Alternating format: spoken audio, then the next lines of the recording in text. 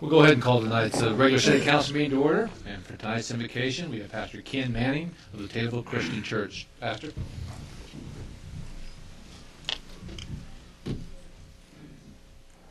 Let's bow our heads.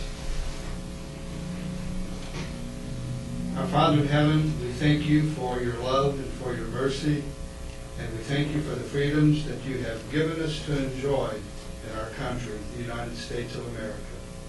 Especially, we thank you for the freedom to worship and to serve you.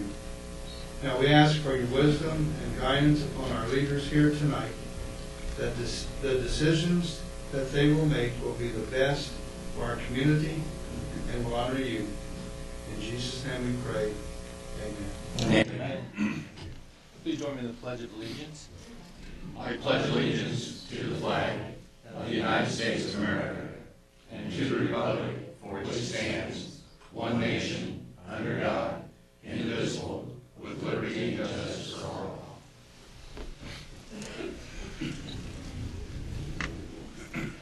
Roll call, please. Larry Budd. Here. Sean Bertle. Here. Rodney Dorchenez. Here. Rob Heatherly. Here. Bruce Jones. Here. Rocky Moore. Here. Martin Voda. Here. Earl Walters. Here. All 8 aldermen present. You know, we've talked about this before. It's all too rare when we actually thank our employees for the jobs they do. Tonight I'm going to ask Police Chief Dave Herbstreit to address the council and the audience regarding a recent event where several of our local responders performed in a manner which deserves recognition. So I ask the chiefs please come forward. Thank you.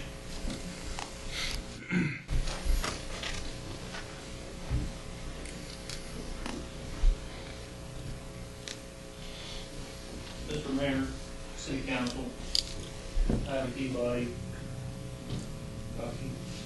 press, those in attendance. Tonight we're here not only to recognize 9 of our local first responders, to celebrate the life of Jennifer McLeod, that was taken away for a brief moment, only to be resuscitated a short time later by members of the Taylorville Police Department, Christian County Sheriff's Office, and the Taylorville Fire Department. Jennifer would later be transported to a Springfield hospital and make a full recovery. On occasion during our Emergency Services Committee meetings, Chief Cruz and I have discussed the importance of the chain of survival. This chain of fatal links that must be in place to enable it to benefit those suffering cardiac events. These links are appropriate identification of the emergency, quickly calling 911, first responder intervention, advanced life support care provided by paramedics, and continued care at the emergency room and heart center. That's what brings us here today. On February 12, 2015, at approximately 3:20 p.m., Jennifer McLeod had picked up her children at the Taylorville Junior High School. As they were traveling home, Jennifer experienced a sudden cardiac event, which caused her vehicle to collide with the vehicle in front of them, occupied by Dusty Owen. Bryn Cummings, Jennifer's 11-year-old daughter, was a passenger in that vehicle. Bryn immediately recognized her mother was experiencing a medical emergency. Bryn quickly recognized this emergency and took action by placing the vehicle in park and turned off the ignition to prevent her vehicle from rolling into the vehicle in front of her. At 3:22 p.m., a call was received at 911 of a two-vehicle accident on Bidwell. Within 1 minute of receiving the call, Sergeant Alan Mills arrived on scene and advised the person was unresponsive. At 3:24, Sergeant Mills advised he was starting CPR. With the assistance of Deputy William McWard, who arrived on scene immediately after Sergeant Mills, Jennifer was removed from the vehicle and he assisted with CPR. Shortly after Sergeant Mills arrived, Officers Anthony Telford, Brandon Fox, and Aaron Ryman arrived to secure the scene. They began diverting the large volume of school traffic, allowing adequate room for other emergency responders, and provided a direct route to Taylorville Memorial Hospital ER. When TFE arrived, led by Shift Officer in Charge Tom Campbell, they immediately took over resuscitative efforts, which included immobilization, CPR, and defibrillation. Those efforts continued during transport by Sutton's ambulance to TMHER. This is another example of how our community's first responders work closely together to achieve a common goal. Even though we are a small community, Taylorville is able to provide the highest quality response to complete the life chain by the police and fire departments to critical incidents. At this time, I'd like to turn it over to Mayor Brotherton for his words. All right, thanks. You know, now, most of our first responders, they've got hundreds of hours of training under their belt, and then thereby they have a pretty good base of knowledge and experience to draw upon when dealing with a life and death situation. They know that because of the career they've chosen, there's a high probability that at some point they will be involved in a situation where a wrong decision or a failure to make a decision in a timely manner could cost someone their life. Their training and pre-planning help reduce the amount of fear, anxiety, and panic they feel. Unfortunately, for those that do not have this type of medical training or life-saving training, being involved in an accident like this, one just described by Chief Herbstreit, is something that they're just not prepared for. These people often panic. Panic takes over immediately, and they cannot think clearly or react as needed. This is often true with adults who at least have decades of life experiences to draw upon. But what about children in those type of situations? Most children involved in incidents like this are terrified because they truly do not understand what is happening or what to expect next. But every once in a while, we hear a news story about a child or a young person that has demonstrated a level of bravery and maturity that is entirely unexpected from someone their age. Tonight, I would like everyone to join me in honoring one of those rare individuals. Bryn Cummins, would you please stand up? Your actions during this incident were amazing. The level of composure you demonstrated and the actions you took were incredible. I know that your family is very proud of you, but we want you to know that we are too. On behalf of the City of Taylorville, I would like to present you with a medal and a framed letter of recognition that reads as follows. As Mayor of the City of Taylorville, and on behalf of its citizens, I would like to commend you for the heroic actions you took on Thursday, February 12, 2015. On that date, you and your younger sister, Henley, were passengers in a vehicle that was being driven by your mother, Jennifer McLeod. Suddenly, your mother lost consciousness and control of the vehicle, which bumped into the vehicle directly in front of it. You immediately took action to ensure that your car was safely stopped. You then jumped out of the car and asked the driver of the vehicle that was bumped to call 911. Within minutes, help arrived, and you focused on the needs of your younger sister, calming her by telling her that your mother was just sleeping. Throughout the entire incident, you displayed a level of bravery and maturity uncommon in most people of your or any age. The actions you took that day demonstrated that you are a loving daughter and caring sister. The bravery you displayed has earned our admiration and should be an example for all of us. It is my privilege to award you with this letter and a medal as our way of saying thanks for being our hero.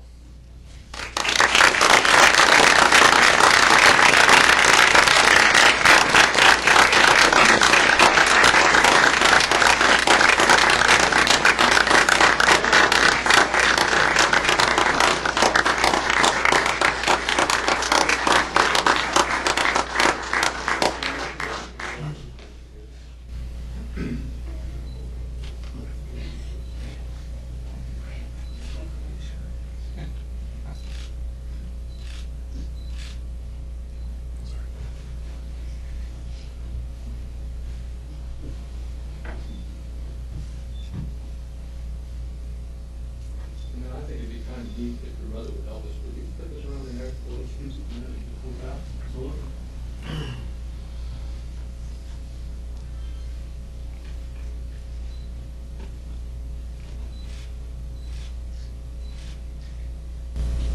Thank you very much.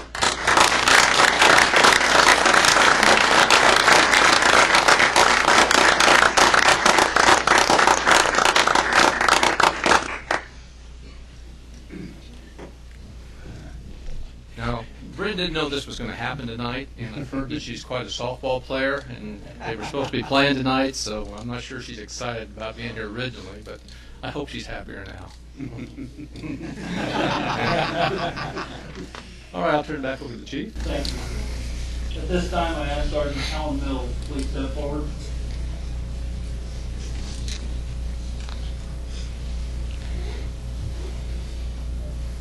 Sergeant Mills, you're being awarded a letter of recognition and life-saving, and I'd like to read that letter to the audience to hear.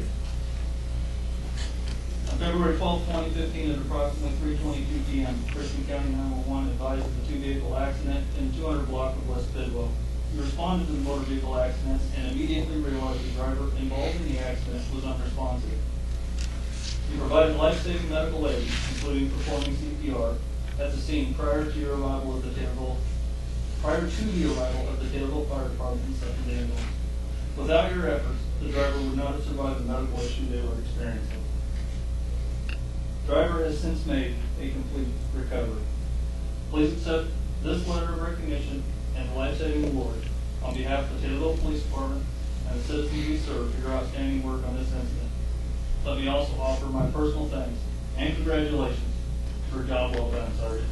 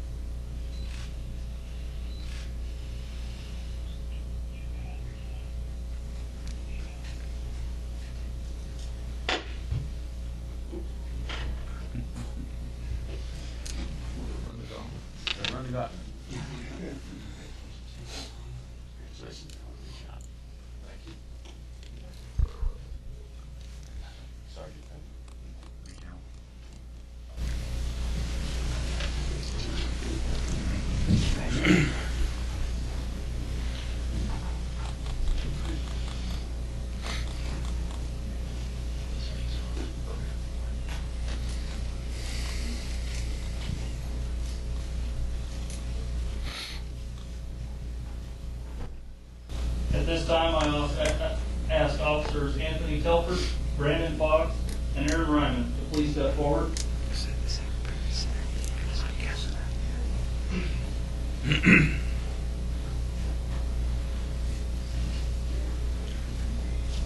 Gentlemen, the three of you are being presented with the Taylorville Police Department letter of recognition. I'd like to read that letter for the audience to hear. On February 12th, 2015, at approximately 3:22 p.m., Christian County 911 advised of a two-vehicle accident in the 200 block of Bidwell. Responded to the motor vehicle accident and immediately realized the driver involved in the accident was unresponsive. You immediately began to direct and clear the large volume of traffic in the area from the schools, allowing emergency medical services in the area to work unimpeded. Your efforts in dealing with the traffic volume allowed Sergeant Mills, Deputy McWard, and EMS to provide life-saving efforts to a victim involved in the crash. All Taylorville Police Department members on shift worked as a team, and that effort should not go unnoticed. I am pleased to report the victim involved in this incident has made a full recovery. Please accept this letter of recognition on behalf of the Taylorville Police Department and the citizens we serve for your outstanding work on this incident. Let me also offer my personal thanks and congratulations for a job well done, gentlemen.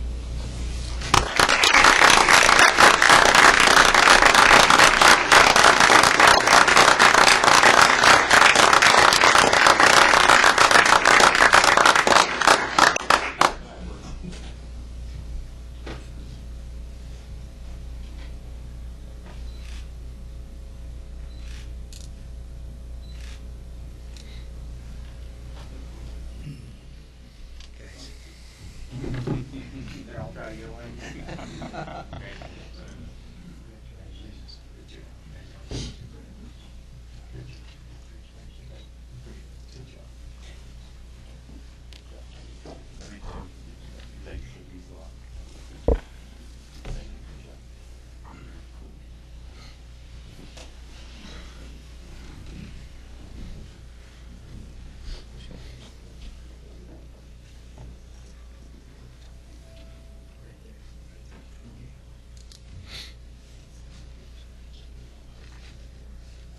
At this time, I'd like to turn the ceremony over to Christian County Sheriff Bruce Telford.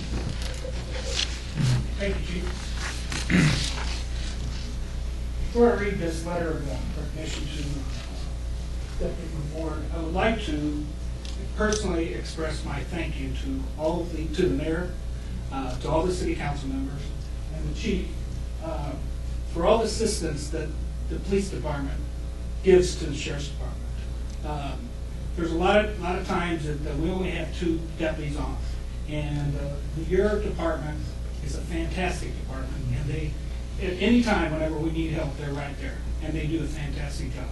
So I really appreciate everything that the city does, the police department does, in assisting us.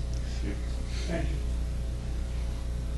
Okay, now I will I apologize, I'm sure you're going to get tired of hearing this narrative read to you 3 times in a row. I'm going to read this to William. On February 12, 2015, at approximately 3:22 p.m. while on routine patrol, you responded to a 2-vehicle traffic crash located at the 200 block of West Bidwell Street in Taylorville. Federal officers had been dispatched to a crash, and you responded also to see if they needed any assistance. Upon your arrival at the scene, you, along with Taylorville police officer, were Sergeant Alan Mills, administered life-saving aid to an unresponsive driver of one of the vehicles involved until the Taylorville Fire Department and Sutton ambulance arrived on scene. Due to yours and Sergeant Mills' quick actions, the driver survived and was completely recovered. Please accept this letter of recognition on behalf of the Christian County Sheriff's Office and all the citizens of Christian County for your quick action and professionalism displayed at this most critical time. Your actions are a great reflection of what the Christian County Sheriff's Office strives for in providing services and life-saving for our citizens. It personally makes me proud that you're a deputy of the Christian County Sheriff's Office. And please realize that the citizens of Christian County are truly grateful and thankful for everything that you do.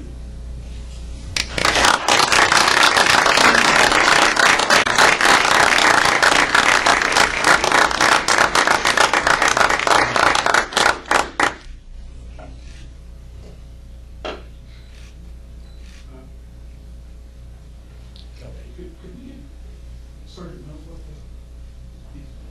Is he on there?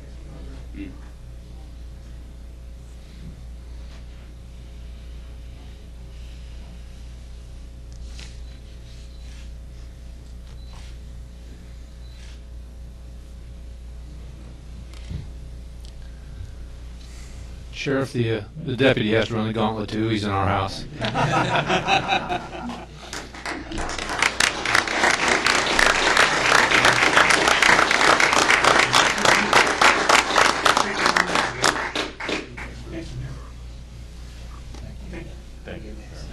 Thank you very much, Sheriff. Thank you for the recognition. Thank you.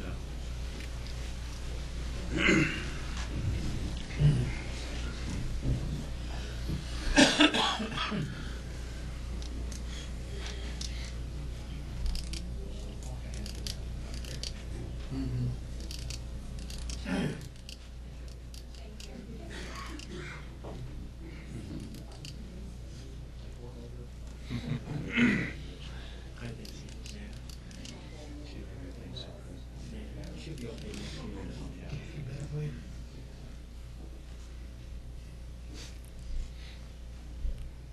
At this time, I'd like to turn it over to Fire Chief Mike Cruz. It's my kind of night, what can I say? Chief Overstreet was spot on when he talked about the change surviving, how things worked so wonderfully, we're so happy of the outcome. But I would insert one more chain in that link, and that's the strong support that we've had from this mayor and the city council to provide us the resources and the manpower and the training to, here we are, because of your efforts. We so really appreciate it. At this time, I would like to ask firefighters Campbell, Reed, and Rainey to step forward. As they come in, I'd like to take a special note to the hard work that Josh and Tommy are wearing. Last year, recently, they were awarded a Medal of Valor. Tommy for a 3-person rescue off of a 20-foot ladder single-handedly. Josh Reed provided fire suppression in that building to allow Tommy to do that, so it's a big deal. So I guess what I'm trying to say is kind of get the whole hat for these guys. All 3, and Jeff Stoner, by the way, was a recipient of this award. Jeff has been deployed with his military service, so we're of course recognizing him later today. On February 12, 2015, all 3 of you, Jeff Stoner, Josh Reed, Kirk Rainey, under the control of SOIC Campbell, responded to a vehicle accident with CPR in progress. Focusing your full attention and using all resources available, you've assisted with the successful resuscitation of a pulseless, not breathing patient using appropriate advanced cardiac life support protocols. The patient was later transported to a Springfield hospital for further treatment, later to recover fully. All three of you gentlemen, please accept my gratitude for the outstanding manner in which you perform your duties on the scene of this incident. Your actions speak well of you personally and professionally in the caliber of service our fire EMS department provides to the citizens of Taylorville every day. For your judgment, commitment to quality patient care, and acknowledging your dedication to the principles and traditions of the fire service, you're hereby awarded the Taylorville Fire Department letter of recognition and accompanied recommendation letter. Congratulations.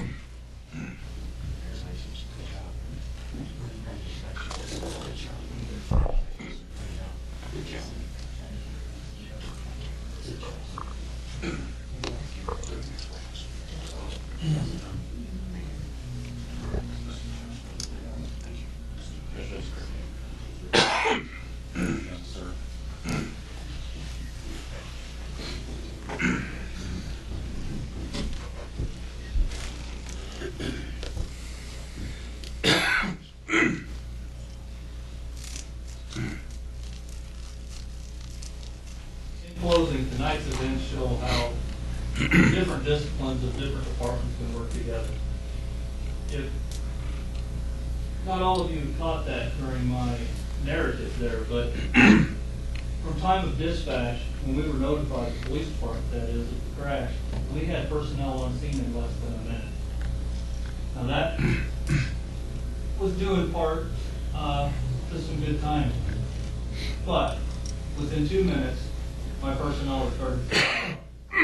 And being a previous paramedic before I got into law enforcement, I know the critical time span there is between cardiac arrest and life-saving measures started. Both the fire department, police department, sheriff's office, all came together and worked as one cohesive unit during this event. And we have proof that it works. And I appreciate all of you coming tonight. I really do. Thank you very much.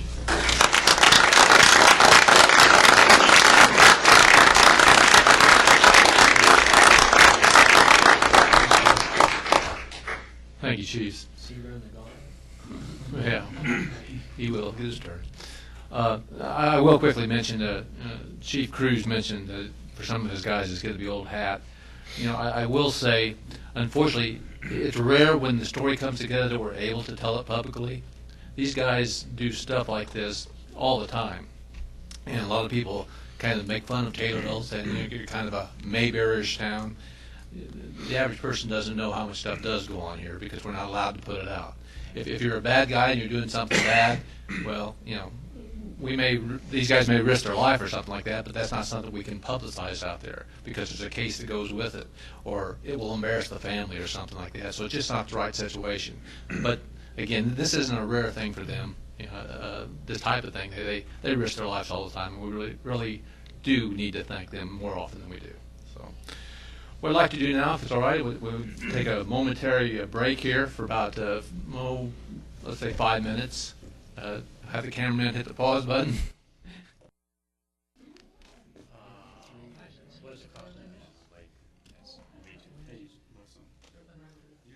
Okay, we'll pick back up again. All right, next thing on the agenda is a motion to utilize the omnibus vote for approval of the minutes of the previous meetings and public hearing list on tonight's agenda under title Omnibus Vote Designation. Alderman Dorchenez, second by Alderman Jones. Discussion or comment? Roll call. Sean Girdle. Yes. Bernie Dorchenez. Yes. Bob Heatherly. Yes. Bruce Jones. Yes. Rocky Moore. Yes. Martin Voda. Yes. Earl Walters. Yes. Larry Bud. Yes. Motion passes 8-0. Okay, those minutes we'll be approving will be the minutes of the public hearing held May 18th, 2015. Minutes of the regular meeting held May 18th, 2015. Minutes of the special city council meeting held May 27th, 2015. Minutes of the Public Facilities Committee meeting held May 28, 2015, and minutes of the Street and Sewer Committee meeting held May 28, 2015. I entertain a motion to approve those minutes. So moved, Your Honor. Alderman Walters, second by Alderman Bertle. Discussion or comment? Roll call. Bernie Dorchenez. Yes. Rob Heatherling. Yes. Bruce Jones. Yes. Rocky Moore. Yes. Martin Voda. Yes. Earl Walters. Yes. Larry Bud. Yes. Sean Bertle. Yes. Motion passes 8-0. Okay, next I'd like to appoint former Taylorville Alderman Ray Kuntz as a member of the Library Board. Ray, if you'd step forward, please. Ray's got previous Library Board experience gained while he served as the city's liaison to the board, and I feel he will do an excellent job as a board member. Oh, I'm sorry, yeah, I guess, well, I'll take it for granted these guys won't argue with me, but a motion to approve the mayor's appointment of Ray Kuntz to the Library Board. Second. Voted, second by Alderman Pepperling. Discussion or comment? Roll call, please. Rob Heatherling. Yes. Bruce Jones. Yes. Rocky Moore. Yes. Martin Voda. Yes. Earl Walters. Yes. Larry Bud. Yes. Sean Bertle. Yes. Bernie Dorchenez. Yes. Motion passes 8-0.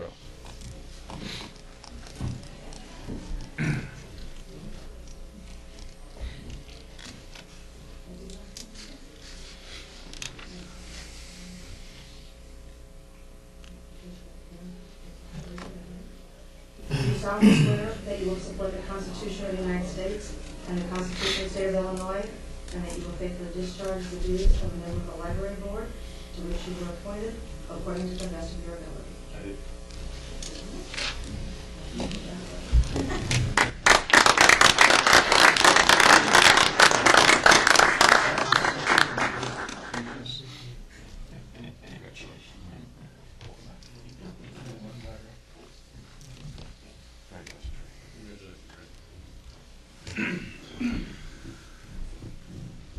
Okay, next thing on the agenda is an appointment to the band committee. This is Amy Ofkarsick.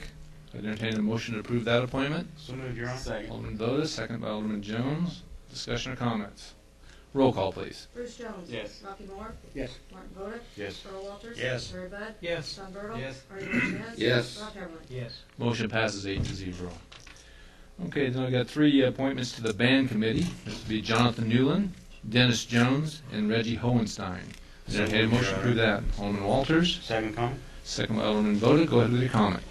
Gentlemen, these are going to be members of the band committee. They are voting members, and this is to be done every 2 years. If I recall correctly, the city attorney was able to follow up on that for us. The members are making the appointments at this time, so we have the one new member, Amy Ofkarsick, and the other 3 are very familiar with the process in this committee. So thank you, Your Honor. Thank you. Anyone else? Roll call, please. Rocky Moore. Yes. Martin Voda. Yes. Earl Walters. Yes. Larry Bud. Yes. Sean Bertle. Yes. Bernie Dorchenez. Yes. Rob Heatherling. Yes. Bruce Jones. Yes. Motion passes 8-0.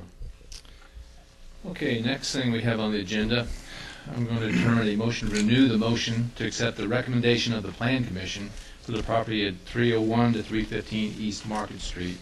And I'd like the city attorney to kind of address this. And If I can, what I'm going to tell you would not have changed the outcome of the motion that was made at the last city council. But when you gentlemen took the vote at the last meeting, I was under the mistaken impression that those who protested the zoning recommendation of the Plan Commission actually filed written protest. After the meeting, I discovered that no written protests were in fact filed, which it takes, by statute and by your own ordinance, it takes written protests to be signed and acknowledged, filed with the city clerk, and served upon the zoning applicants prior to the hearing to dot the i's and cross the t's, if you will, to be considered to create that supermajority vote. A supermajority vote is 2/3 of the aldermen then holding office, which that was the impression we were at the last meeting, which would have required 6 aldermen, because 2/3 is 5 and a percentage, so it goes to 6 aldermen, would have had to vote in favor of that. But nonetheless, the vote at the last, when I looked at that, I know that the protesters were here. I understand that they signed in at the Plan Commission. I reviewed the minutes, and it looked to me like their protests were put in writing in your minutes. And I was trying to find a way that would suffice for the purpose of statute. And unfortunately, the answer is no. We're governed by the 5th District Appellate Court, and I found a case right on point where this was brought up, a 1997 case, Cummings versus City of Waterloo, which said that statutory requirements that I just mentioned to you is mandatory to trigger the supermajority vote. Having said that, the vote at the last meeting was 4 yes, 2 no, so it did not even get a majority vote, which would have been the only requirement to have had, so it wouldn't have passed anyway. By statute, the question was posed to me, well, does the mayor vote in the event of a tie, or does the mayor vote when at least 4 aldermen vote in favor of a proposition? Statute has been changed so that it's not mandatory that the mayor votes in those scenarios. That is at the discretion of the mayor. And when I read the statute, as I interpret it, that's not type of a zoning amendment would not be something that the mayor would entertain a vote anyway in that case, because it requires aldermen then holding office, and we know the mayor is not an alderman. So before you take your vote this evening, what I'm telling you now is that if there is 5 aldermen that vote in favor of the Plan Commission's recommendation, the motion passes. But if 4 or less vote in favor of it, the motion fails and the mayor will not be voting. So before you take your vote, I want you to understand that. Does anybody have any questions about that procedure? Alderman Bertle? Just to clarify the majority on the members that were present at the vote the last council meeting. It has to be the total council. It has to be a majority of those aldermen holding office, Okay. which means you had to have 5 affirmative votes to have passed. So the motion failed regardless, but I want to explain the procedure, it was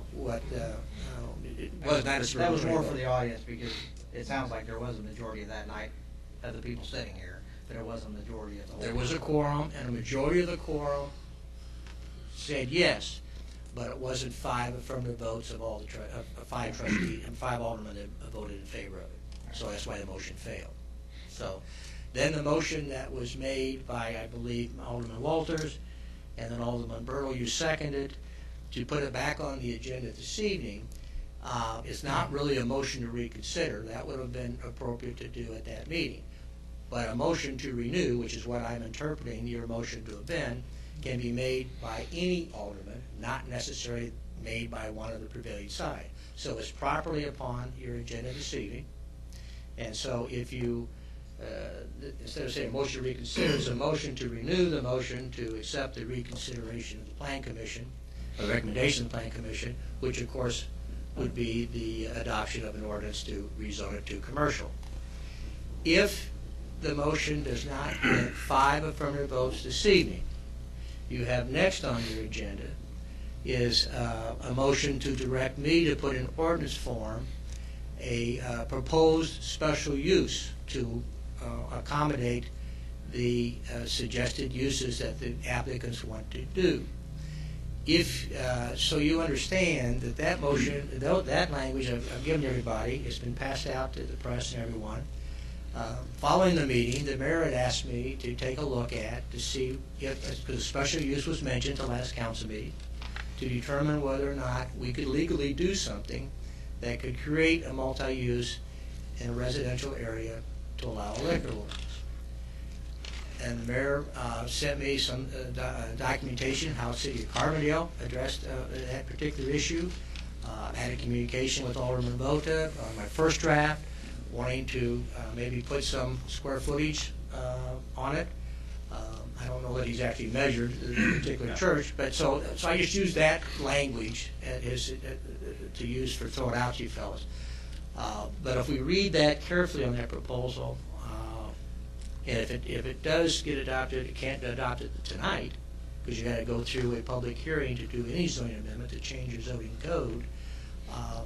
I think we've got it worded that perhaps it would allow, if you decide to pass it, the applicants to be able to use the property that they've indicated they want to use it, and yet if they decide to abandon that use, that it would not trigger an open carte blanche use for any kind of commercial purpose. It's very limited in scope. in the proposal that you see that I passed out would also allow the council on any special use to add any other kind of conditions or restrictions or regulations if a special use were indeed granted. Things that might come up is, what is the maximum size that you can put, how many people can be in a particular banquet hall, what are the fire regulations, and those kind of things, but not to be discussed tonight. But I just want you to understand that tonight, if you take up this motion to renew 5, it makes it commercial. 4 or less, it's denied, and then you can then consider whether or not you want to go the next step and try a special use. Is there any questions thus far? Alderman Heberly. Could you explain again, please? Yes. Why it's 5 and not 6? Because it's a majority vote is all that's required, because the written protest, there were no written protests. There were oral protests, but not written. This is by statute. But we were unaware that a written protest was necessary.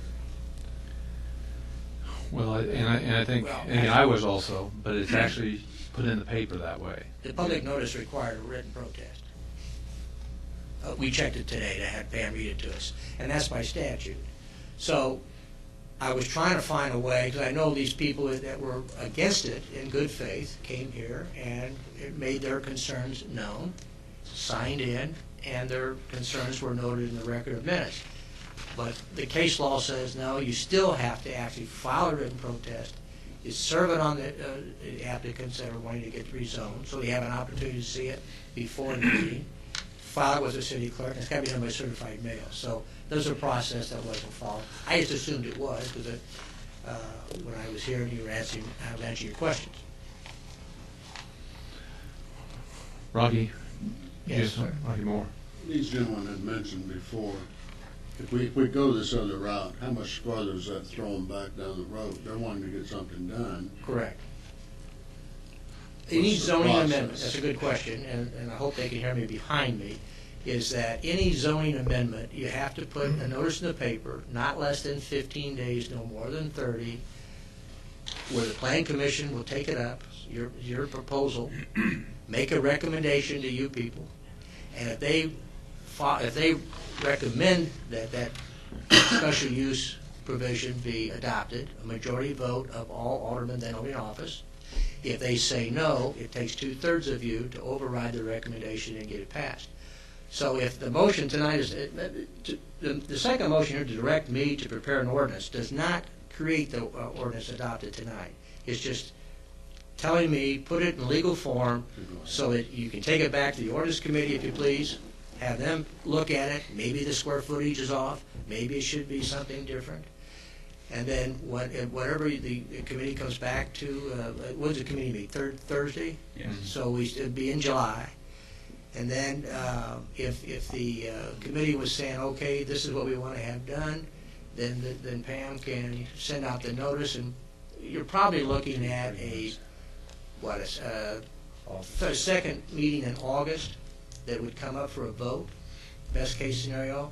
Keep in mind that ordinance would take 10 days to go into effect, so probably you're into the first week in September from a legal standpoint. That's assuming it comes out of ordinance committee, okay, but good question. Alderman Dorchenez.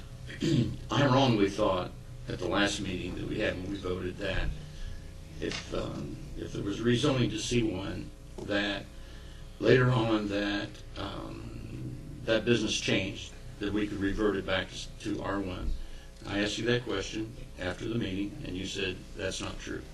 Right. Okay. I just want a clarification on if, in fact, the suggested ordinance that you got in draft form was voted in, then in doing it that way, you can revert it back to R2, R1? It's a special use, and a special Is it use is automatically limited back? to those owners of the property. And you can say in there that if this particular use, whatever it is, banquet hall, whatever you're going to have, is abandoned, then it reverts back. The special use is terminated. It still stays R2, whatever it is, what's R2. You're not changing R2. It's a special use in R2. Once that special use is stopped, you're still R2. I understand. Anyone else? Alderman Burrow. I don't really have a problem with this. I think I agree that the multi-use special use would probably be the best application for this area.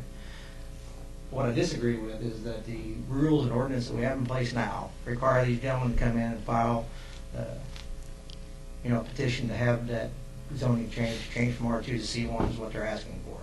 And we don't have a multi-use special use on the books right now. Correct. So it seems like we're doing this kind of backwards.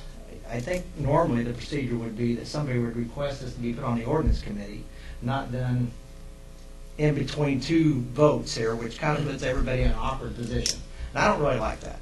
And I've said this 1,000 times. I think you guys are probably tired of hearing me say it. But I think this stuff needs to happen at committee level, not at council level. And it needs to be happening before somebody comes in and makes a request. And I don't know why we keep doing this over and over, because it puts us in a bad spot. It really does. Because I do think the multi-use special use is the best application here. But we don't have that to offer these guys. Correct. They went through our regulations to ask for a zoning change. And they're asking for C1, which is something we offer them right now. So in the future, even regardless which way this goes, I really wish that we do this at the committee level so everybody can have their opportunity to voice their opinion. The public can come in and voice their opinion. The people petitioning for the zoning change can come in and voice their opinion. Instead of doing this at the council level and everybody's kind of asking questions because they really don't know what's going on. Anyone else? And that's a very valid point, Roberto. But understand this motion, if it does get adopted to directly prepare it, I assume it's going to go back to the ordinance committee and you guys are going to hash But it out. my point is, we've had some letters to the editors about this situation. We've had an instance before where a school was asking for the same thing. We didn't have it then, we don't have it now. Right. Where some of the stuff that was in the letter to editor is not true. We're doing this after the fact, not in front of them, so they can request what we all feel like maybe would be the best way to handle it. But I understand where we're going. Okay. Bruce, did you want to say anything? Yeah, I've got a lot to say, but I'm going to, in the essence of time and good taste, I'm not going to say it. So, if this motion fails, we have a motion to direct the city attorney to draw this up. Then not only does the council have to approve it, but the planning commission has to approve it as well. Yes, But they have to approve it before we approve it, and they make a recommendation to us. that's the process. So, we have a motion to direct the city attorney, okay? 3 to 4 months at least. I guess since we are looking at this, there again, it's kind of after the fact. It was brought up once before and then put to rest when Mr. Kirby's property failed for a C1, and so we didn't do anything, and we probably should have done something then. But we didn't know that this was going to come up, at least with this property. So we're going to have a planning commission meeting. We're also going to have an ordinance committee meeting. Public hearing. And we're going to have public hearings. And then the council is going to have to vote on it. And then it goes 10 days. And then they're going to have to refile, or someone, the West School property, the South School property, whatever, would have to come in and ask for the special use at that time. Correct. Okay. One of the things that I made mention of in the West School incident was that if there ever came in a time that Mr. Kirby wanted to come back and reapply for a special use, that those fees be waived. And I would also like that, in this case, that they not be charged for something that we probably should have done as a council. It probably should have been done as a council years ago when we created the zoning. And we all know that that's water under the bridge, but we need to get this done because we do have several properties. We have other churches that have been turned into houses. The old Free Methodist Church is kind of a home and a store now. So we've got other buildings that this would apply to. So, you know, as I did talk to Mr. Hamill, and I said, you know, I'd like to get this motion done in a couple of weeks, but I didn't say that it would be done in a couple of weeks. And I said, I can't give you a timeline. I said, we need to talk to the city attorney, which is what we're basically doing now. So it's going to take some time to get it done, but I really think that it needs to be done whether this goes up or down. Thank you. Just because we have to be, we have to look a little bit more forward than we have in the past. I would like to, I'll let Alderman Heberly say something, and then I'd entertain a motion to open the floor and give them a chance to say something. I want to keep this brief. I don't want to have another public hearing tonight, but I want to give them the opportunity to address us. So, Alderman Heberly. If the first motion would be defeated tonight, and then we had the option to do something with the second motion, whether to table or act on it and then send it to committee or whatever, is one of the options that's going to be available with what you proposed in your second motion, is it going to be special use, multiple use? Yes. With a change in liquor classifications to include for something like this? Yes. Okay. Now, if this was referred back to committee for just multiple use, special use consideration, could that be opened up for a discussion to develop a neighborhood business district similar to what Carbondale is using right now, that might enable us to do away with the special uses and just make those uses that we now apply by special use, just make them classifications or uses within Sure. that new classification? I mean, can those kinds of things be discussed? Absolutely. So this particular motion here was an effort to address the specific applicants at hand, to create something that, at the direction of the mayor, was to come up with some language. What would language look like if you wanted to accommodate this particular business enterprise coming? And that's what this is an effort. But certainly at the committee level, if you want to expand this, to make it, to change it to a neighborhood, increase the square footage, that's your prerogative, no doubt. Okay, thank you, Mr. Alderman Bud. I don't know if I need to make my comments now or wait till the motion, but I cannot support this, and the reason being is, once we start C1 in this type of an area, we've opened up a can of worms. I voted against Mr. Kirby out there, and I don't agree with this, and I've talked to Mr. Cocaine the other day, that once we start this, it's going to spread throughout the city, and we need to be careful what we wish for, because it could come back to bite us.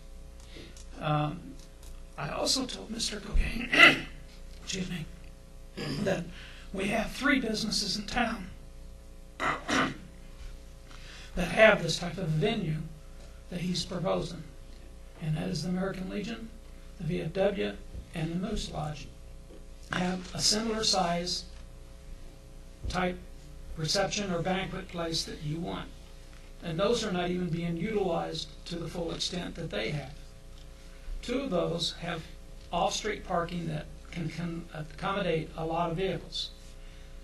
One of those has very limited parking for them, and they use the off-street parking. Fortunately, there is parking along the curb to be able to let the traffic make the flow through that area. But when you put this over there, you're going to limit the traffic, because you're going to have parking on both sides, and base it on figuring 200 people to attend this reception or banquet or whatever it may be. That means we're going to have approximately 100 vehicles that's going to come into that neighborhood, and there may only be, and I'm guessing high, but I'm going to say 25 parking spots there in that area right there. So the 75 vehicles are going to be parked around that neighborhood. Emergency services vehicle, whether it be fire, ambulance, or police, are going to be limited getting down through there. If you go with this, and they did the noise, if they're going to be open on New Year's Eve, for example, they're going to be playing probably till 2 o'clock in the morning. That's a residential neighborhood that noise will travel throughout the neighborhood. We're going to have complaints about noise in that area. And, there's so many what-ifs that's going to happen with this that I cannot support it. And I told Mr. Cocaine that. I'm not even sure I can support a special use if it's going to be where bands are going to be playing there, or if it's going to be where we're going to block the traffic flow in the neighborhood drives, because I can guarantee you people don't care how they park, and they'll block your drive. I'm familiar with that where I live. And that's going to be an issue that we're going to have to deal with. So we need to be careful what we do here. That's all. I'd like to ask if anyone wants to make a motion to open the floor. Alderman Bertle, can I get a second? Alderman Heberling, all those in favor? Aye. Against? Motion passes. Okay, anyone out there want to talk, just raise your hand, stand up and give your name for the record.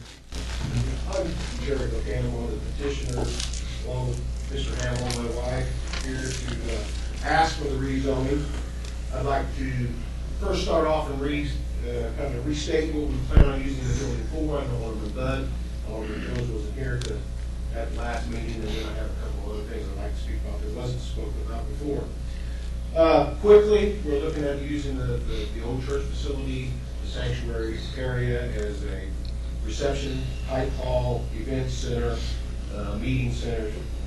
So in the back of that was used previously as a Sunday school areas for boutique retail shops. Okay. The gymnasium for a classroom or even possibly a wedding chapel. And then utilize the basement for other community activities, maybe for hosting club meetings, showers, that kind of thing. So that's what we plan on using the building for. As with every issue, though, I know there's opposition. Mr. Trainer, Mr. Steiner at the last meeting expressed their concerns. Especially Mr. Trainer, we understand his concerns. I know this across the street. We've been friends with the Trainer family for a long, long time. All we can do is say to them is that we're compassionate about their concerns, and we'll do make every effort to address those concerns. As far as the Steiners, they have another commercial building that they're concerned about. The validity of their concern, we don't take as much as a concern, because they're worried about people parking in the vacant lot. Well, put up a sign that says no parking, have them towed away. That's what we do. Other commercial entities do. You don't want anybody parking in the parking lot. To us, commercial against commercial, that's not really concerned us. What I really would like to bring up is in 2006, the Taylorville Comprehensive Plan was adopted. That was an official document. I know Mr.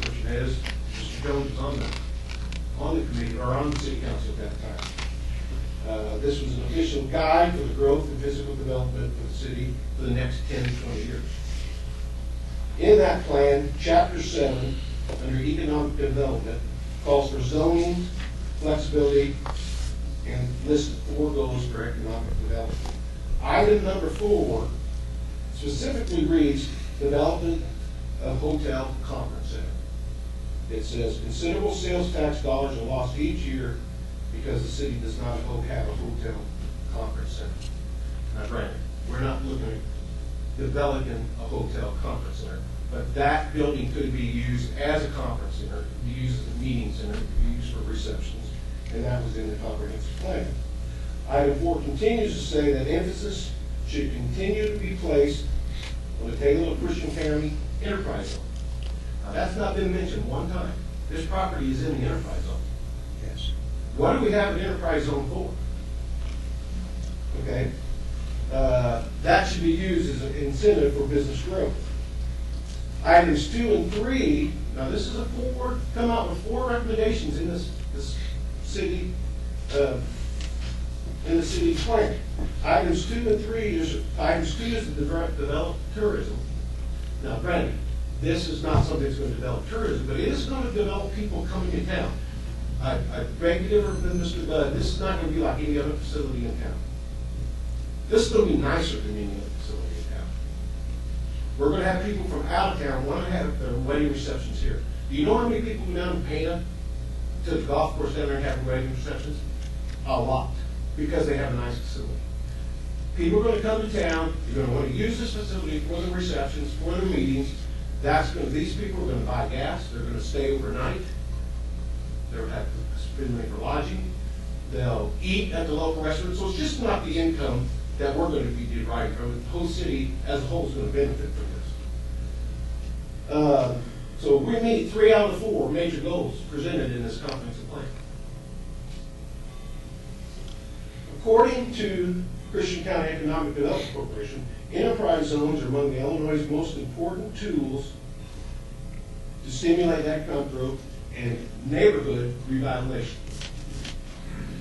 Okay, the purpose of the Enterprise Zone Act is the Enterprise Zone Act was enacted to designate depressed areas, relax government controls, and provide tax incentives to allow for economic development therein and certain acts connected with.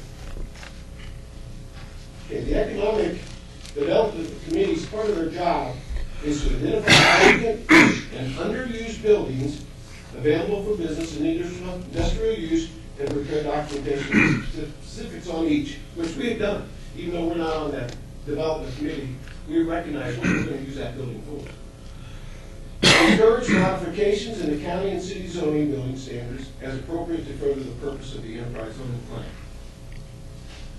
So our plan is aimed to revitalize the neighborhood.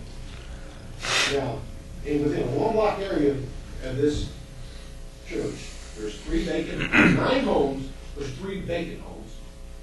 Now, I'm not talking about being vacant for a few months. They've been vacant for years. There's 2 rental properties, which, okay, rental properties are in the neighborhood plan, but it's not, at best, it's a transitional neighborhood to begin with. It's not your typical owner-occupied family neighborhood. Probably the best thing going is a semi-commercial building is Market Street in. Church itself was abandoned for several months before we bought it. You know, we planned to put pretty good monetary investment into things to make this thing good. You know, a 20,000 square foot building is not going to be best utilized under the R2 classification once we make it. I know Mr. Trainer left. You know, I took a little, you know, all the things, we're happy with the exchange of ideas. You write letters to the editor, that's fine. There's only one thing that we took offense to. He stated in his letter that we were to jeopardize the neighborhoods to profit us. This is a community project. As stated in the documentation that the city had some years ago that they wanted a facility like this. So we suggest to you, the city council, that don't jeopardize our project to possibly inconvenience a few, because that's what we're doing. This hits the heart of the Taylorville Comprehensive Plan. It meets 2 out of 3 of those. It hits the heart of what the enterprise zone is about. Why have an enterprise zone if you're not going to use it? Why is this neighborhood an enterprise zone? With that, one thing I'd like to say, or one thing I'd like to read to you, this is a letter that was written almost 25 years ago, and it hit the nail on the head at the time, and it hits it the nail on the head now, in endorsing the enterprise zone. This was written to Mayor Jim Norm. It says, "Dear Jim, please accept this letter as an endorsement for the establishment of the Taylorville Christian County Enterprise Zone. As a certified public accountant and a full former alderman for the city of Taylorville, I am in a position to appreciate the value of an enterprise zone. I feel that the incentives and the flexibility that the enterprise zone will allow to both commercial and industrial interests will be a benefit to all, the residents of Taylorville and Christian County. The addition of the enterprise zone would complement the other incentives offered to attract additional business and industry. As other areas who have already been awarded enterprise zones, Taylorville and Christian County has gone through a period of economic compression. We are doing our best at both the city and county levels to encourage economic incentives. The addition of the enterprise zone would be another benefit that would be offered to the business or industry. I appreciate the efforts put forth by the Enterprise Zone Committee and will assist in any way possible to make the Taylorville Christian County Enterprise Zone a reality. Verily, truly yours, Robert Stein." So, that being said, we're looking for a positive vote. To us, a vote no on this is a vote against the comprehensive plan. It's a vote against the enterprise zone. Thank you. Anyone else like to say anything? Well, I'm Bob Steiner. I don't remember writing that letter. I think I thought about the enterprise zone in the whole, and not about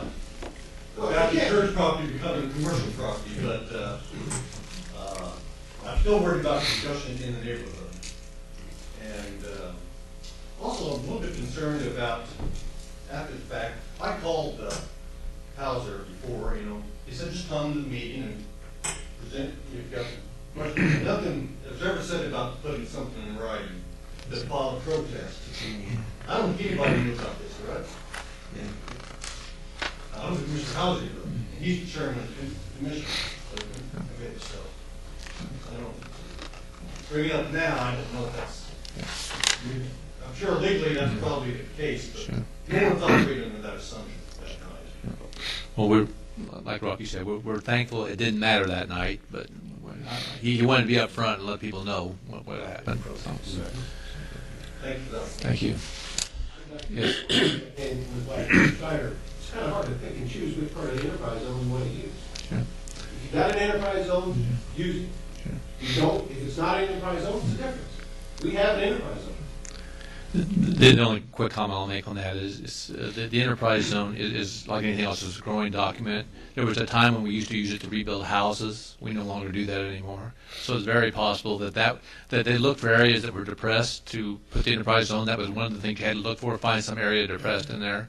And so at the time, they may have been looking at the houses and probably had to do one of those surveys, says, where's your depressed area in town? And that may have been it. I don't know. I wasn't. Yes? Although that is true, all the applications, information, even the letter, suggests that it was built around business rather than the actual home.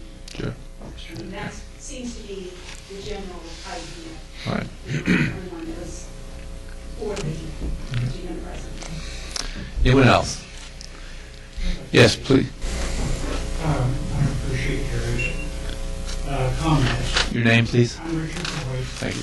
Married to Joy Boyd, who owns property immediately and probably would be the most affected as far as driveway usage goes.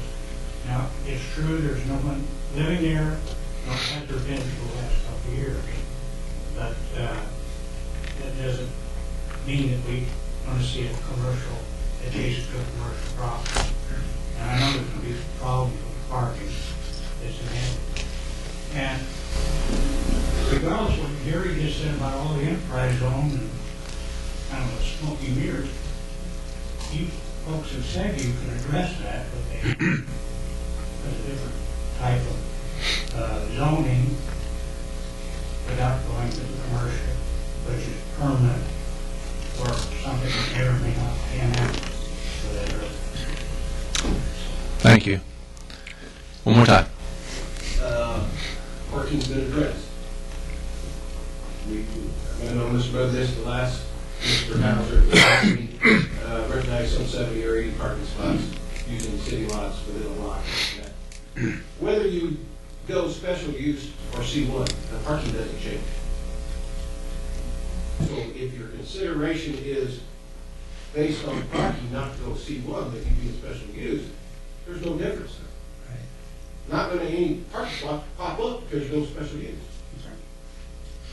Thank you. So, they're good. We agree with it. It falls right in the heart of what the city plans to do. Anyone else? Mr. Curry. Well, I wanted to come here and sort of hitchhike on this application. And, it's like our property. Our property was never zoned R1 by the people who lived there. It was a big piece of agriculture. And so then the school bought it, and then they developed it, and then it sat here for so many years as a school, and then all of a sudden it's R1. And so then therefore this one row of houses is very seriously against it. And I appreciate everyone's feelings on this thing, but there's a lot that could be done good going along Spencer Street. And there's a lot that could be done good in that school building, which is still a good building. And there are 3 routes into that building. There's Poplar, there's the next one, what it is. I lived on it. And then the other side, we have one coming in from the last house there, Silver Street now. So anyway, it's all been taken care of, but it's sort of like the same thing over. Because if you're trying to make money in any kind of thing to build business in Taylorville, you've got to think, look a little bit on our side of this thing about what happens and what you're trying to do and what you're trying to develop. And God knows we're trying to do a good job out there on that building. We're trying to keep it lighted, we're trying to keep it mowed, and we're trying to keep it a place that gets its way. And we'd like for us to say that way afterwards. But I wish these federal fellows good luck and everything, but it seems like I've been on this rodeo before. Thank you. One last chance. Okay, I entertain a motion to close the floor. So moved, Your Honor. Alderman Walters. Second by Alderman Bertle. Discussion from the Alderman. All those in favor? Aye. Against? Motion passes. Floor is now closed. All right, we need to go ahead and decide, take a vote on this motion that we have tonight as far as renewing it. I'll make a motion, Your Honor, to renew the, reconsider the ordinance to rezone 301, 315 East 1 from R2 to C1. Per the Plan Commission's recommendation? Yes. Okay. Can we get a second on that? Excuse me, Your Honor, that would be to adopt the ordinance to rezone? Yes. Right. I'll second. Second by Alderman Bertle. Go ahead with your comment. You know, I'm not gonna use Ernie's saying here, but it's gonna sound like I am. You know, so really, in my opinion, whichever way this goes, I think it's gonna work out in the long run. But I just don't like the way it is taking place.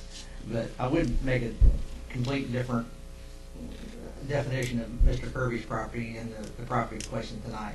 You know, the property in question tonight is, I wouldn't say it's surrounded by C1, but there's a lot of C1. It's backed up to all C1.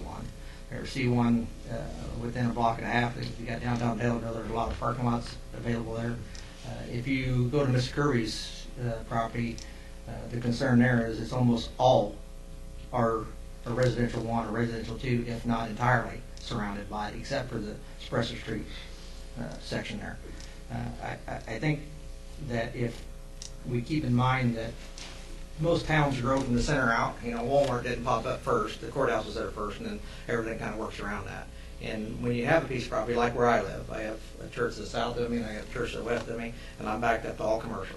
So this exact same scenario could happen right next door to me, or right across the street from me, or behind me, in any direction almost. And I understand that when I purchased the house, that I was young when I purchased it, maybe I didn't understand it. Now I understand that it could happen to me just like it could happen to these people in the audience. But I still stand by the argument that you can't force somebody to request something that we don't have. So if this fails tonight, I'm going to be just as happy as if it passes, because I think these guys got a good idea. I think that they can make it work. I think that the residents around there have valid complaints. But if we deny all zoning changes from here on out, Taylorville will never get any bigger. It'll never change. It'll be just like it is right now, forever. And everybody that comes in here, especially if they have some kind of business proposition, or if they want to put in some housing, if they want to do anything, they always say, you got to think about change, you got to think about change, you got to think about change. But nobody likes change. Good or bad, they don't like it. People are just inherently afraid of it. So I think you got to keep that in mind when you're making your vote tonight, that, you know, things have got to change in order for something to happen. So, like I said, it's not that I don't care which way it goes. I'll be happy either way. Okay.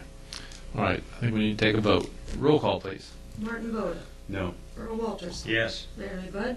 No. Sean Bertle. Yes. Bernie Dorchenez. No. Rob Heatherly. No. Bruce Jones. No. Rocky Moore. Yes. Okay, motion fails 3-5.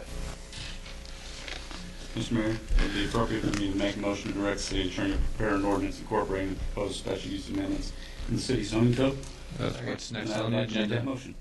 Jones, second by Alderman Bertle. Discussion or comment on this? Just one. Okay, Alderman Bertle. Alderman Yeah, you Jones. can call me whatever you want. I've been called worse. By doing this, we have to have the planning commission first. No. No, I thought you were going to take it, well, it won't become official until the Plan Commission has a public hearing. That could be the same night as we usually do, and that you folks would then vote on the recommendation of the Plan Commission. Yeah, that's what I'm saying. The planning commission is going to make a recommendation to us. Yes. The ordinance committee. That's the statutory procedure. Okay. What I don't want to see, if we can help it, is to have this go to the ordinance committee and then have to have it published to get a planning and zoning commission committee, and then it go to the city council, because I know that we want to have input on this as well. So when they have the Planning and Zoning Commission look at this ordinance, I know that the aldermen want to have their input in there, so we'll have to be there. Would we have to call either a special city council meeting or a committee of the whole, or some type of stipulation so that we could all be there, so that we could get this We could. in one night? That's what I'm saying. Yeah. Rather than, that could cut as much as 30 days off the process. And Sure. So you're suggesting that they just go directly, have the notice of public hearing after the ordinance has been prepared, Mhm. not approved. Plan commission meets, you have a special meeting to say, and in conjunction with that, you can all have your comments, and then vote on the ordinance. Okay. What I heard a while ago, and I just heard it for the first time, in the ordinance that, the language that I proposed, piggybacked off of Alderman Voda's just a 1,800 square foot building. This is a 20,000 square foot Yeah, I was building. going to say, the number is So all. I would suggest that I will just put it in ordinance form as written, but I'll leave a blank for the square footage, and you guys decide what the footage should be to accommodate this particular project. Because 1,800 is not going to cut it for that. No, when, if Mr. Curry would come back for a special use for his building, 18,000 isn't going to cover it. Correct. So that's what I'm saying. We have to take those types of things into consideration when we make this ordinance. And not all of the Planning and Zoning Commission members have been on there a long time. They have at least 2 new members. And so they're going to be missing a little bit of experience in dealing with this issue as well. Correct. So, I think that it would behoove us to be there at that meeting. And then, and I'm not saying this just to try and hurry things up on their part. I just think that I don't want to see it drag out. I'd rather us look at it, get the ideas on paper. You would be there at that meeting as well, I hope, to help guide us along. Okay. And if there were any questions, that you would have the appropriate answers. So that would be my suggestion. Alderman Haverly and then Alderman Walters. Yeah, my only question or concern is, and I'm not opposed to special use, multiple use, and getting that done. That'd be a big step forward. But I'm wondering if we're not a little bit premature in asking for Attorney Romano to draft an ordinance, when, if this might not be the appropriate time to take a look at a new zoning classifications that takes advantage of what might be called a neighborhood business district. Something that goes forward, if the owners sell, it's still going to be classified as a neighborhood business district, and it's going to have that value added to it because it's not reverting back to an R2. And we'll know going in, the future, anyone that might want to buy this property, it's a neighborhood business district, and this is what you can do in it. You don't have to go get special use to have a reception hall. You don't have to go get a special use to get a liquor license to have a reception hall.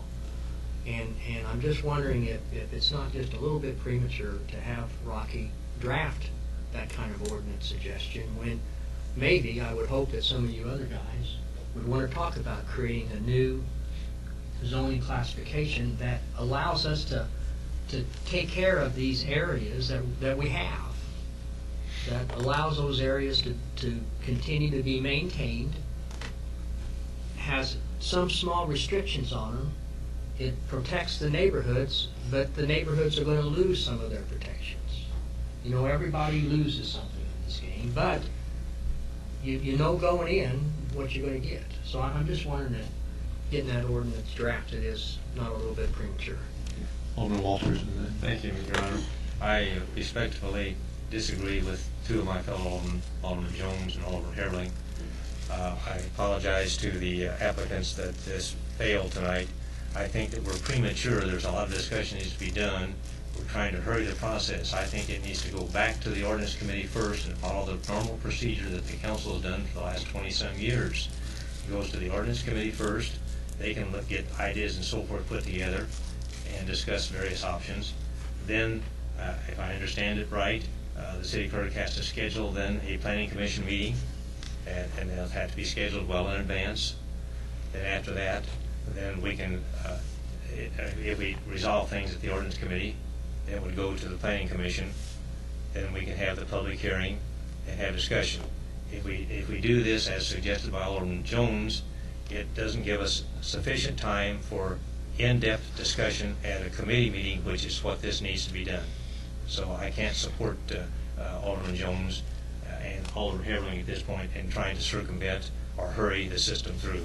I think that would be a disservice to everyone involved, and again, I'm sorry that it didn't pass. Thank you, Your Honor. Alderman Dorchenez. Well, I think we ought to move forward with this one simply because of the fact they've got an investment right now. I think it's the time to discuss what Mr. Heberling is suggesting is later on. And what I mean by that is, if we did something like that now and put, like he said, like a banquet hall in there that's in the ordinance, and so you don't have to reapply for special use in the future. If the banquet hall idea turned out to be sour, you're stuck with it. That would be my concern. So I think that we need to deal with this tonight as soon as we can, and then and I don't have a problem with Mr. Heberling's idea to just do that discussion later on. Alderman Burrow. I have one question for the attorney. If we go through with the prepare an ordinance like we've got a motion here tonight, and then later on we do something along Alderman Heberling's suggestion, can we incorporate what we're doing tonight within those guidelines, or are they grandfathered in, or what happens? I don't want us to go back and reverse something that we said that we're going to allow, and if the ordinance that we pass later, for some reason, that is not included, well, now we've got kind of...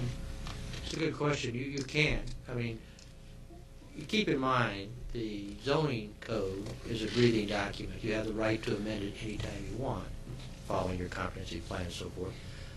So if you adopt this special use in a short amount of time, you still can go back and do a neighborhood district and incorporate some of the same type of language into the neighborhood district. And preserve the integrity, if you wish, of the special use, or delete the special use at that point. Once their special use is granted, it would be grandfathered in for the life of their ownership and use of the property. Okay. So I hope that answers your question. Yeah. Okay. All right. Can we have a roll call, please? Earl Walters. No. Larry Bud. Yes. Sean Burrow. Yes. Bernie Dorchenez. Yes. Rob Heberling. No. Bruce Jones. Yes. Rocky Moore. Yes. Martin Voda. Yes. Motion passes 6-2. All right, moving on. Motion to approve the Sam Taylor reimbursement request of Dustin Clark for the property located at 100 to 102 South of Main. Alderman Bertle, can I get a second? I'll second the comment. Alderman Bud, go ahead with your comment. The way that it was set up with the Sam Taylor Fund, they're supposed to submit to the Main Street, then come to the finance, and they're supposed to have all the bills paid so where they get everything paid. Well, we've circumvented that step.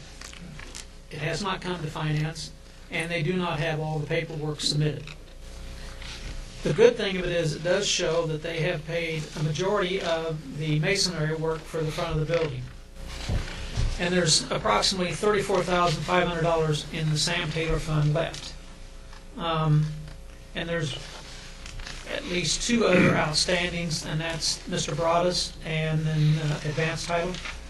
Those are out there. So if you were to pay this and they got their max, we're only going to have around $12,000 left in the Sam Taylor Fund.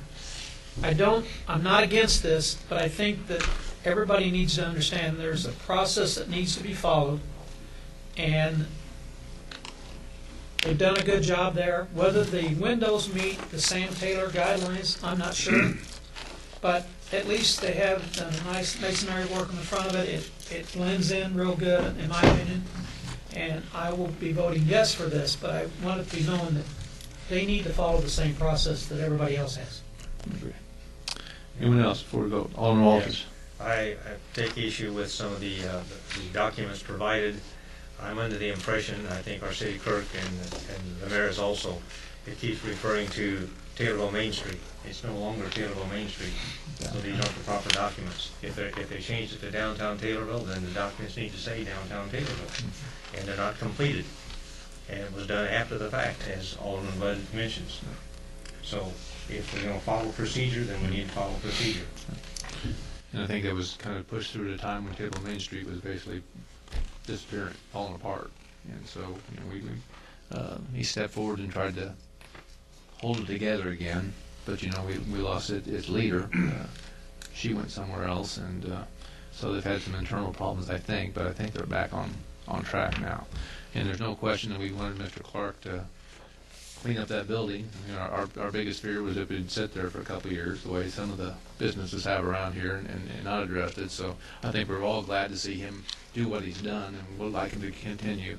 I think his mistake was in not having a person to talk to that would explain how the program did work. I think his thought was, I'll have this money, I'll qualify for this money, and this will help. I'm going to add this into the total I need to spend to pull this building back together. And so I think he's kind of counting on this money for that purpose. And like I said, he has put on enough money out of pocket where he would have qualified had he just applied for the masonry alone.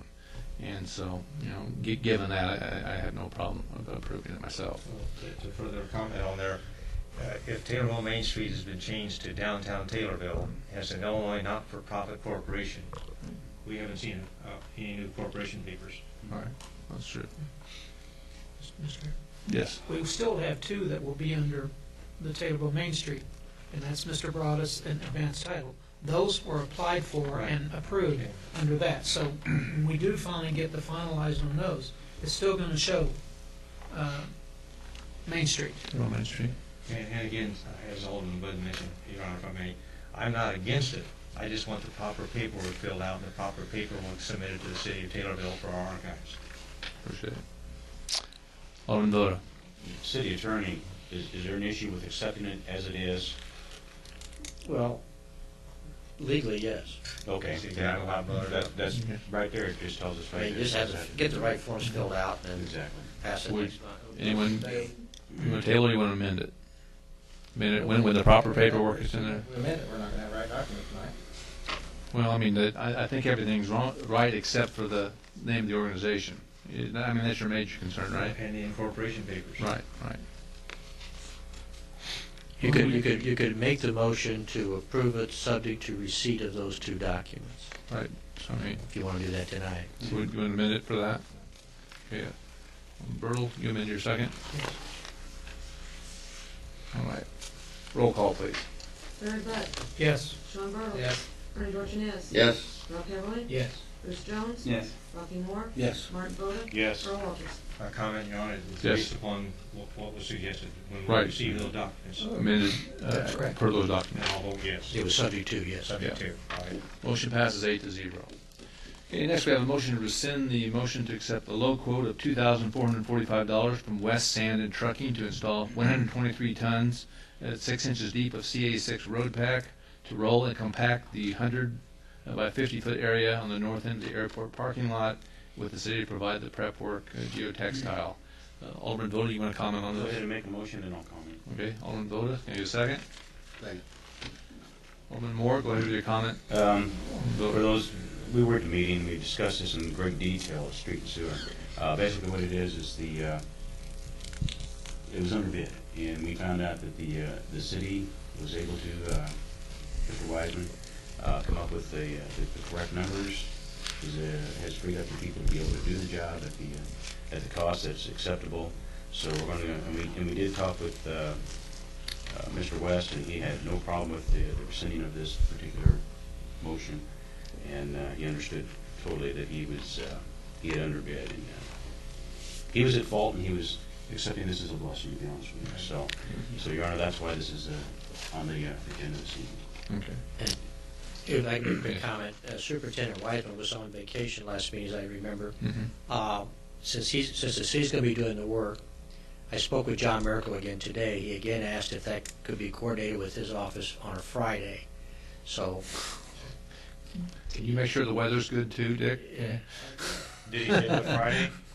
I was going to ask Dick to make a call to him and let them two work it out. We had a conference, the last conference on the airport project with the hearing officer. I think you got notification. It's been reset till July to allow Dick to get the work done. Mr. Miracle does the final paperwork. So. And you've got a good phone number for him now. Yeah, well, I did it today, so I'll give you what I got. We'll go from there. So. All right. Any other comments? Roll call, please. Sean Burdell. Yes. Bernie Dorchenez. Yes. Bob Calvin.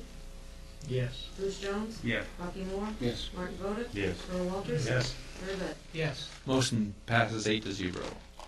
Okay, next we have a motion to direct engineer Joe Green to complete the Phase 5 sewer separation construction plans and specifications, provide bidding assistance, and prepare construction cost estimates based on the final design at a cost not to exceed $20,000. I'll make that motion. Alderman Heberlein, I'll second that, Your Honor. second by Alderman Walters. Discussion or comment? Alderman Dorchenez. I was at that meeting last Thursday, and I was against doing this for most of the meeting, and then at the end I changed my mind. Well, I've had a lot of time to think about it since last Thursday, and I'm against it. First of all, the number one project, as far as sewers are concerned, in my opinion, and I think the opinion of this council, is the 30-inch sewer that's north of the city. We've got significant problems with the sewer in the north end of town now. It's creating a lot of odors from the gases that are generated. The 30-inch project should be our number one project. Alderman Bud thinks he's got a handle on getting the finances lined up to do that project. We're going to find out about that pretty fast. He's looking at an alternative way of getting some funding, and I'm assuming that that'll be coming forward in about another week or so.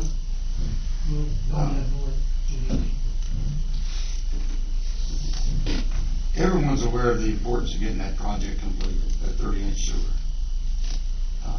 The odor that those people are experiencing in the north end of town is sometimes worse than others. We've got to eliminate that problem. The people that have come to the meetings have voiced their opinions. They've been out in their yards and have to suffer through the bad odor that lingers in that area. Alderman Bud gets it in his backyard, worse at times than others. People have concerned themselves and made known to us that it's affecting their property values. Any time that would be, and I don't know at what time Mr. Wiseman would ever send anybody into that sewer. It's a risk of life and limb. Probably would never do that, I'm assuming. So for us to try to get funding now by applying for this, and I understand that we're trying to do this pretty quickly, but we also have an additional risk to have Mr. Green of Green and Bradford take this on. For example, he's got a tick list of 9 things in the memo that we would be charged $20,000 to have done. There's another tick list of 6 things that would cost another $15,000. Now it's understood that this work that would be done would be good for 5 years, but after 5 years, if you don't do anything, that's $35,000 that goes away. You have to do the work all over again. So rather than, I'm not saying we shouldn't do this. I'm just saying this. I don't think we should do it at this time. I think we ought to see what our finances are after Mr. Budd presents that to the Finance Committee, what it's going to cost us to do the 30-inch sewer line north of the city to eliminate this problem.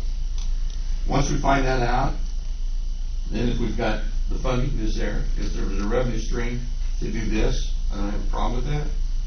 But I would rather see where that money's going to be coming from. Mr. John Lawrence, for 4 years, he came on the council. That was his motive. Was to come on the council was to get that 30-inch sewer put in because we had the industrial park in that end of town.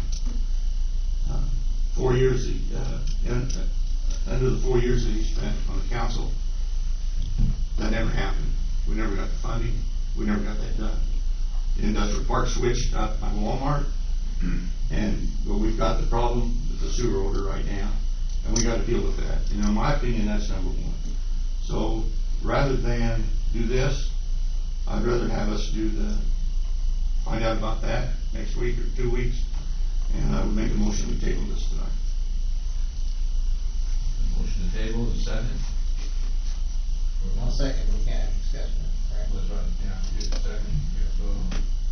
Isn't there a motion on the floor? That superseded if you get the second.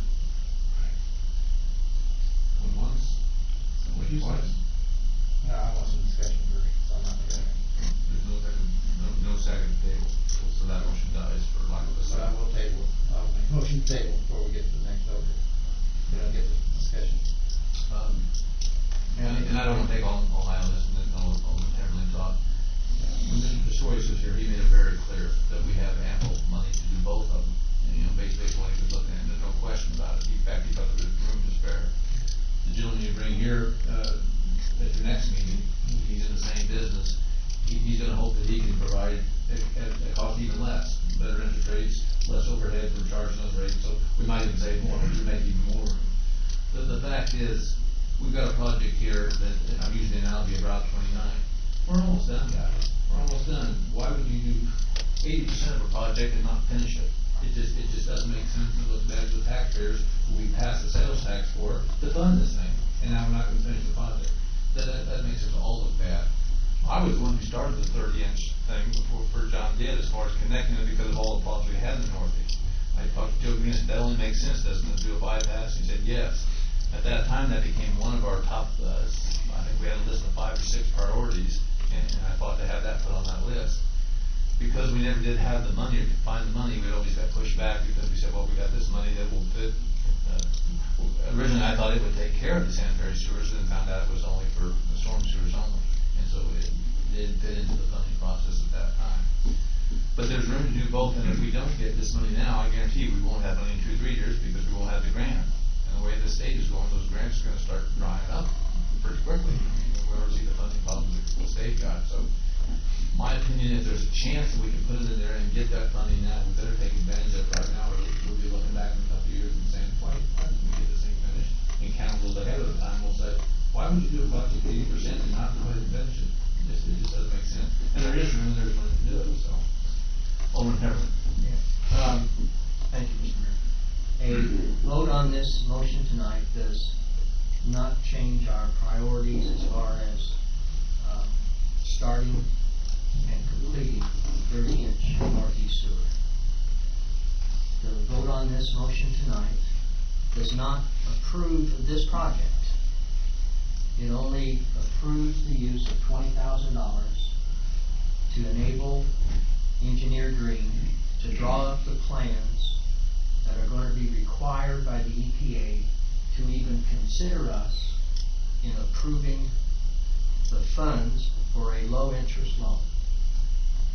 If we do not approve these funds, the EPA will not even consider us. And they might consider us and say, we're not going to give it to you. But what this low-interest loan would do, and I'm getting a little bit farther down the road now because this vote really doesn't pertain to this tonight, but this project is estimated to be $750,000.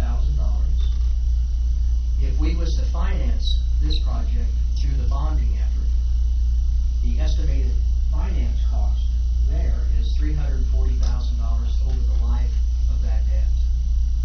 $340,000. If we're able to get these low interest funds from the IEPA, the cost is going to be $160,000 through the life of the repayment of those funds. That's a difference of $180,000. But that, I'll speak of that argument later down the road if we have the opportunity to vote on whether or not to accept or reject the funds that are going to be offered.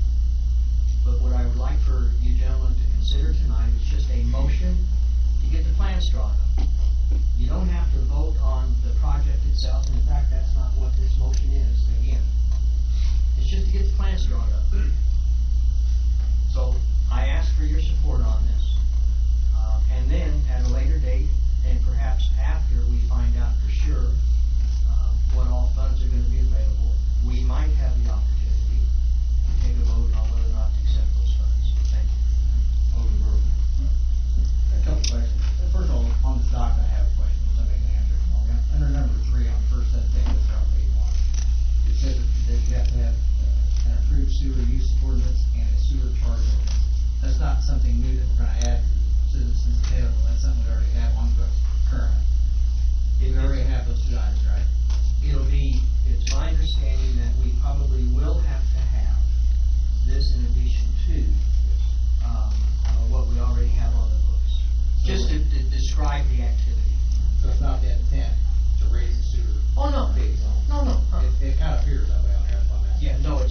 It's just something that is a requirement from part of the specifications within the loan documentation.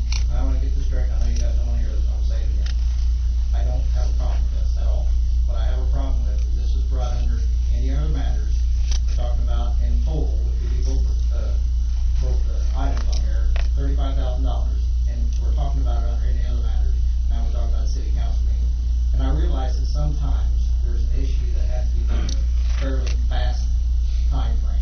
But it seems like it's not a rarity that we have that. It seems like that's kind of par for the course. I think we really, truly need to get away from that. Because something like this needs to be talked to, well, in this case, the Mr. Walters committee. It needs to be talked to at the committee under an item that everybody can have input on. The press could be available.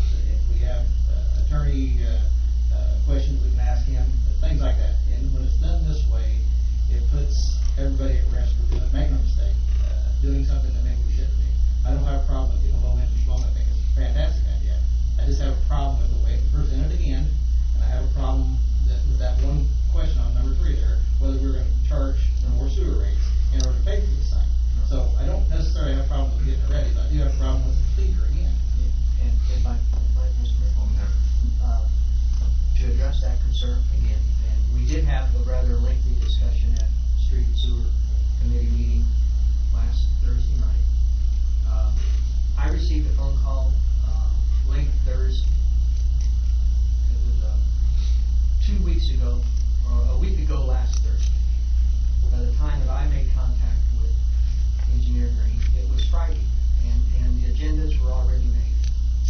I contacted Alderman Walters and asking if we could discuss this under any other matters. There was no attempt to slide it in, or I'm not saying, and I understand. But we, it's just a timing issue. If we don't get this done, we won't be considered, and we could lose those funds if they were eventually approved by this council. But we did have a rather lengthy discussion at the Street Sewer Committee meeting last Thursday night, and it appears to have another one tonight. Well, you know, and the thing is, we lose track of what we do. Again, I don't know how much we spent exactly, but somewhere probably between $5,000 and $10,000 just preparing the easements for this. And that was approved at a March meeting, and I went ahead and specifically said, I want this document here because these guys have a tendency to forget what they voted on.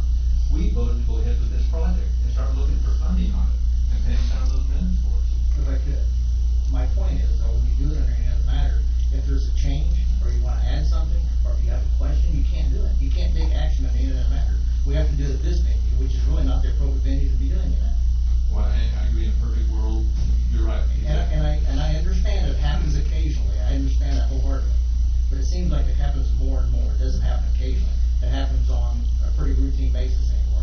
And I understand that Rocky's got other clients that he has to take care of, and if we have a question for him, he can't get to it in time. But that should be a rarity. I think that he knows when he knows the first and third Monday is city council meeting. Joe Green knows when the Street and Sewer Committee meeting is. Everybody knows when the meetings are. So we need to try to work toward a common goal to make sure that those meetings are met with all the information that all the aldermen would have, the mayor would have, the city attorney, whoever has a question. That's all I'm saying. I'm not trying to say that somebody's trying to slide anybody. I'm just saying that we've had 2 issues tonight when both times they were handled not maybe wholeheartedly within the guidelines that we normally handle items. It just seems a little right. Maybe Alderman Dorchin is. I just want to voice I've got some skepticism, okay, that Mr. Bud's going to provide the numbers without a sewer tax increase, sewer rate, I don't want that to happen, okay? And so if Mr. Bud can come up with something, we haven't done it for years, and we haven't been able to find that money, and hopefully that he's found it. I've been told that somebody else, Mr. Story, said we're good to go. But I just like to see it in black and white that we're not going to raise any sewer rates, etc. Okay. So my skepticism that this has been going on for so long, that we've been trying to get that 30-inch sewer in there, and all of a sudden, through Mr. Bud's effort, we have the money. Okay. And if once that is satisfied in my mind. Okay? I don't have any problem with this at all. Okay? I just don't want to go out on a limb, spend $35,000 for engineering fees. We find out that maybe we don't know that that's going to fly. So if that doesn't fly, I'll guarantee you this one's not going to fly. There's no question that there's not fly. Again, it's like if you're going to put a new roof on your house and you don't have money in your pocket, and you say, well, I'll have to get a loan to do it. But I've got the ability, the bank's already told me I can get the loan to get it done. We're in the same situation here. Mr. Story says, you guys can sell bonds for it. You got room to sell bonds. You got enough debt coverage there, enough room in that debt coverage where you can do that. No question. Without a cert. Yeah, exactly. I'm all in. I'm not fighting it. I'm just saying, I'm skeptical after this many years that we've not been able to do it. And now all of a sudden we're able to do it.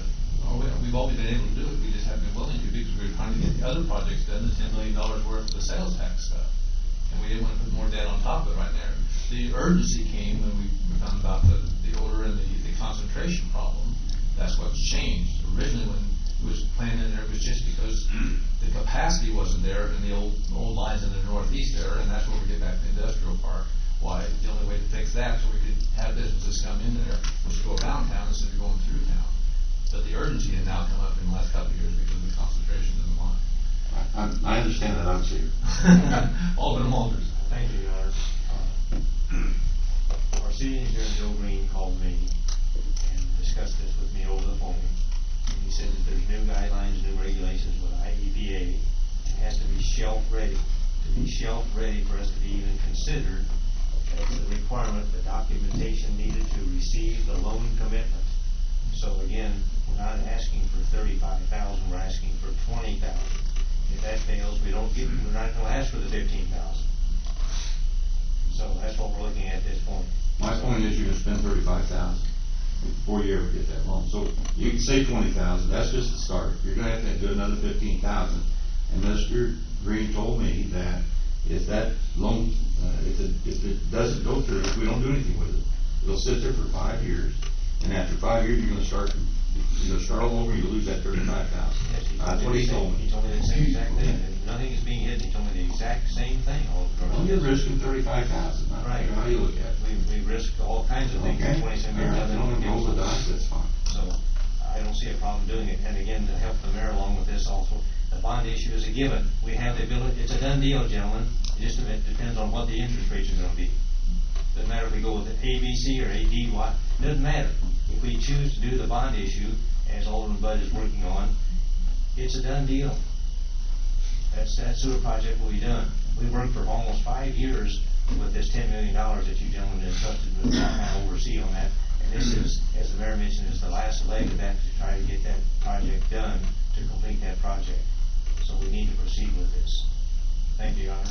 We've been talking about this for a long time. We're ready to vote. Roll call, please. Artie Dorchenez. No. Rob Heberlin. Sure. Bruce Jones. Yes. Rocky Moore. Yes. Martin Voda. Yes. Earl Walters. Yes. Larry Bud. Yes. Sean Burrow. Yes. Motion passes 7-1. Okay, finally, a motion to accept the quote from Motherlove of $11,000 to spray the ditches along the Wanaco Blacktop. We just mugged about it on that motion. I'll second that with a comment, Your Honor. Alderman Jones, second by Alderman Walters. Go ahead. All right, and we have Superintendent Wyman here this evening. That was $11,000 total, but it was broken down into $6,000, which was going to be shared by 3 of our departments. And then the $5,000 was for the street department, that's for the drainage ditch to treat that. So that's what the explanation is of your $11,000. Thank you. Alderman Bud. As I stated earlier about the sanitation, for circumventing the issues, this should have been on the agenda. I'm going to vote yes, but we need to start making sure this stuff comes to the committees and on their agendas. In a perfect world, Alderman Bud, we can do that as a mayor emphasized, but sometimes in the 20-some years that I've been on the council, and Alderman Jones has been on the council, and Alderman Burks has been on the council, it doesn't happen that way. We try, but it doesn't happen that way. But this, for example, is done every year. They know in the spring that they've got to do this. And this is one that could have been caught back in the spring. I appreciate the comments, but I sure wish it was a perfect world up there in the city council, but it isn't, gentlemen. All right. Alderman Bud. Mr. Jackson got a hold of me, and it was too late to put it on our agenda for the late mayor report. It came to Commissioner Walters, We were the understanding that the three different departments do this on a regular basis. It's too late to put it on your agenda. You have to get ready to spray this week to begin the process. Therefore, we had to expedite this motion to get it in place and approved. Okay. Any other comments? Roll call. Rob Heberlin. Yes. Bruce Jones. Yes. Rocky Moore. Yes. Martin Boda. Yes. Earl Walters. Yes. Larry Bud. Yes. Sean Bertle. Yes. Ernie Dorchenez. Yes. Motion passes 8-0. City attorney updates. Two subject matters, gentlemen. The first of which I publicly thank Alderman Walters for pointing out the typos on the rise and tower release. They had a new record here, and I have revised it and submitted it around, and I was informed by your Dave Spiegel that Alderman Dorchenez has now approved and blessed the final draft, and I sent the final copy back to Dave Spiegel. He then is going to take it to the other side and see how they like it, and we'll have to report later. Second thing, Momentous credit card, your master services agreement. I hopefully will meet with Jackie tomorrow. Late this afternoon, I sent you an email with all of my notations on the document. I'm just going to tell you, after I talk to Jackie, there's four main things. I mean, this is an agreement that probably their form agreement. It's all one-sided, gentlemen. The four things that I'm concerned about in there is that you've got FOIA requirements. They're obligating you to talk about stuff. It's got to be confidential. Legally, we can't do that. Remember things, so we've got to change that paragraph. They do have beautiful language for whole departments to identify reciprocal language. You write it for them? But here's the kicker. I see this a lot in some of these providers, the financial institutions and everything.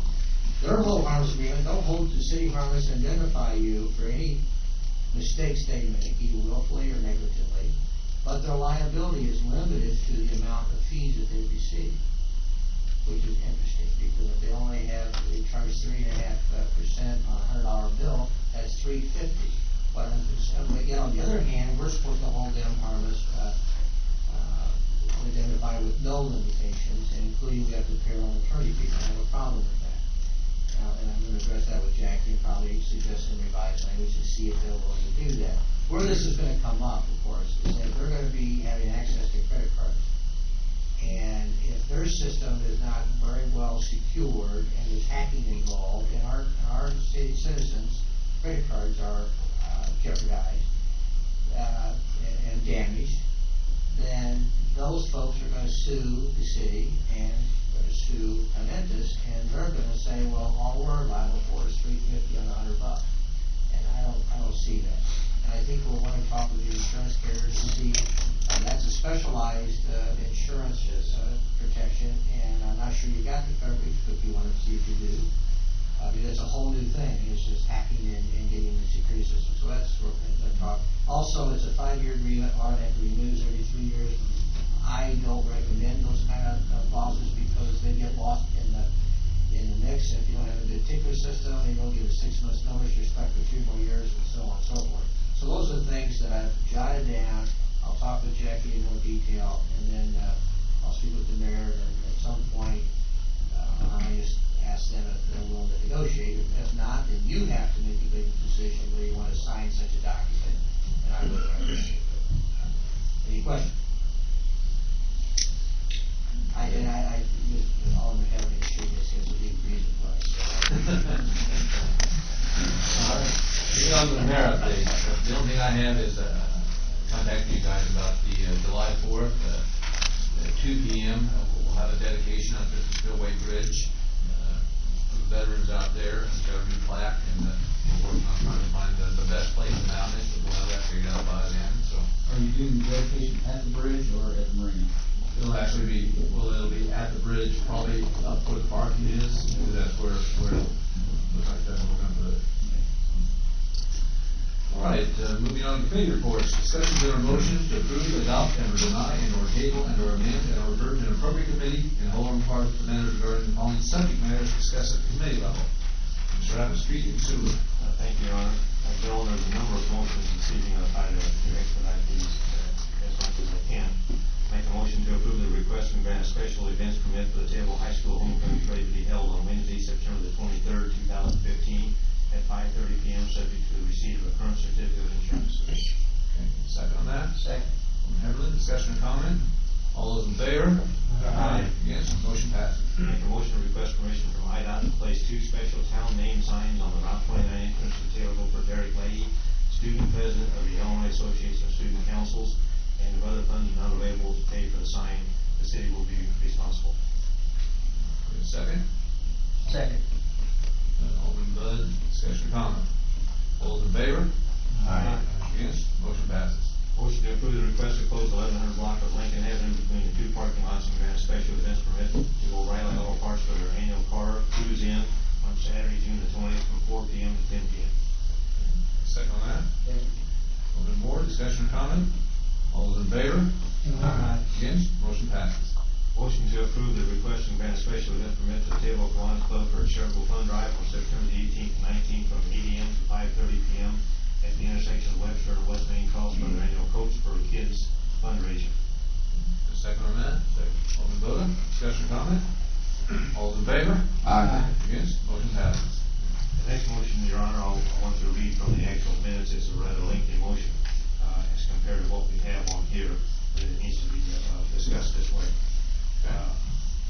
Motion by Alderman Moore and second by Alderman Henry to recommend the City Council to approve the request to grant a special event permit for the Christian County Farm Bureau Young Ag Leaders Plowing the Streets 5K run from 8 a.m. to 9:30 a.m. on Saturday, July 18th, with the route starting at the intersection of Market and Madison Street, heading towards the square, turn left on Wyandotte, then turn left on Main Cross, and run to James Park. Turn left on James Street, turn left on Franklin, left on Odell, turn right on Main Cross, and head west to Shumway, turn right onto Shumway, and left onto Market, finishing at the intersection of Clay and Market Streets. And to recommend to the City Council to approve the request to grant a special events permit for the Christian County Farm Bureau Young Ag Leaders 1 mile family fun run on Saturday, July 18, 2015, from 8 a.m. to 9:30 a.m. with the route starting at the intersection of Market and Madison Street, heading towards the square, turn left on Wyandotte, left on Main Cross, left on Madison Street, and finishing at the intersection of Madison and Market Streets. And permission to have the 400 block of Market Street barricaded off during the race, along with half of the intersections of Market and Clay and Market and Madison Street. That's my motion. You want to second that? Second. Alderman Burley. That's one, is that exactly how you word it, Robbie? That sounds like you did. If that's the same direction she evolves from the driver, he calls for no wonder we got a problem. All those in favor? Aye. Against, the motion passes. The next motion I make to allow Superintendent Wiseman to work with Ameren for better lighting at McAdam Drive and East Park Street Avenue. Second by Alderman Moore, discussion or comment? All those in favor? Aye. Against, motion passes. Make a motion to send the issue of no parking on the east side of the Spillway Bridge to the Ordinance Committee. Second on that? Second. Alderman Boda, discussion or comment? All those in favor? Aye. Against, motion passes. Motion to allow Superintendent Wiseman to seek quotes to reseal the roof on the office/shop and the tandem garage at the street farm with the matter to be placed on the June 15th City Council agenda. Second on that? Alderman Moore, discussion or comment? John, Boda, comment. why are we placing it on the June 15th City Council agenda? Superintendent Wiseman address that. Because the gentleman gave us a quote for it, and we don't wanna tell what his quote is, because we need 2 more quotes a week. And I didn't have that at the agenda for street and service, and that's why it was gonna put it on. Okay, so we're going to accept the low bid at that night then? Okay, then that makes more sense right now. Any other questions? All those in favor? Aye. Against, motion passes. Thank you, Your Honor. Before you go into the motion to approve that. Go ahead, Alderman Dorson. Would, just out of curiosity, would anybody have had an objection tonight if somebody had made a motion to take the omnibus vote on all those motions? Just out of curiosity. I wouldn't have had it. Nobody? No, we're the only one thinking. Okay. Just out of curiosity. All right, motion to approve and ratify payment of bills in the amount of $308,741.41. Alderman Bud? Second. Alderman Burl, go ahead with your comments, Alderman Bud.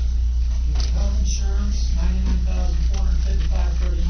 Health care tax, $3,075.88.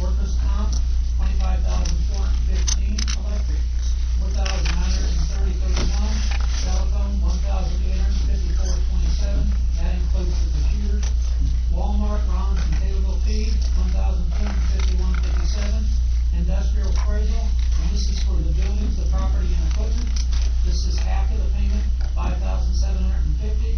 Dana Limestone, $12,553. U.S. Postal Service, $1,000. Garbage, $1,508. Unique Temporary Help, $3,678.80. Green and Bradford, $27,725.43. Meyer Austin Remodel, $6,000.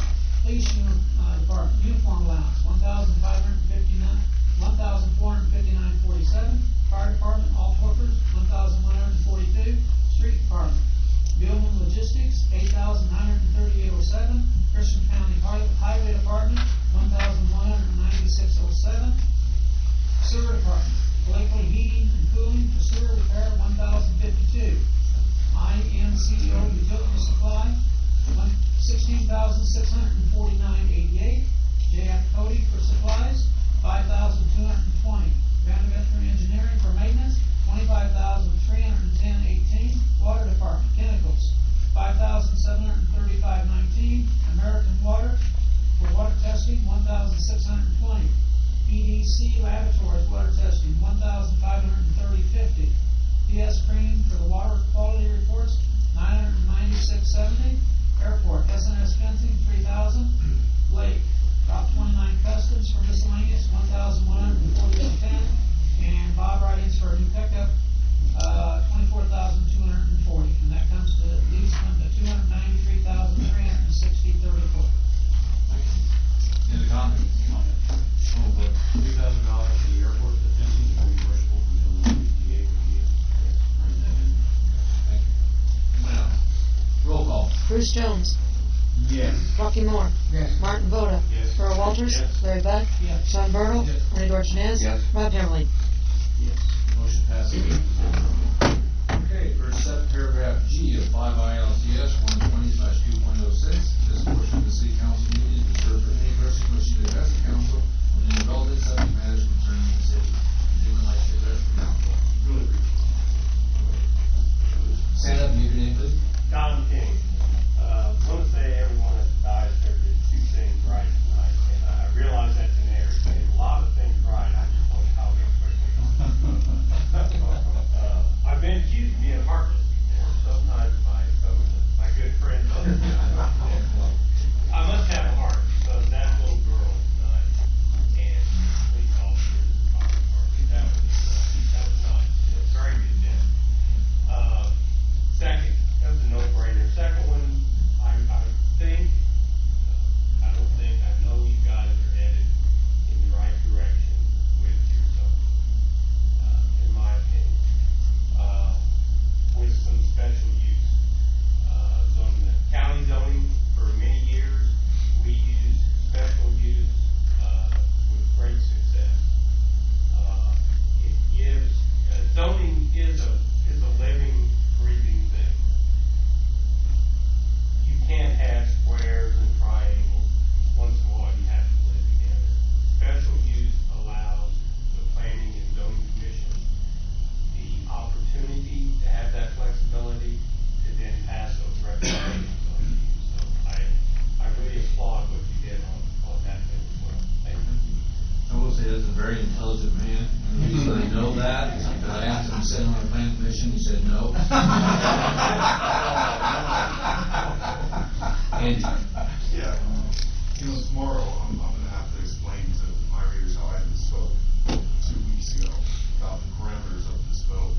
It's a pretty hot topic. We had 3 letters, a couple dissenting viewpoints, and I'm as much to blame as anybody because we had a notice in our paper that they correctly state, but I also had a page 1 story that did not, and I think most of us in this room were operating under that assumption.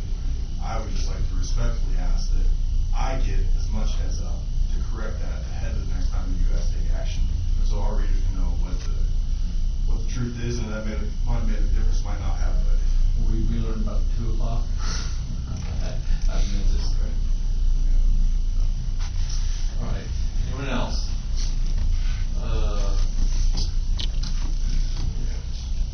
All those in favor? The bills, I'm sorry, roll call. We did the bills. Did you see?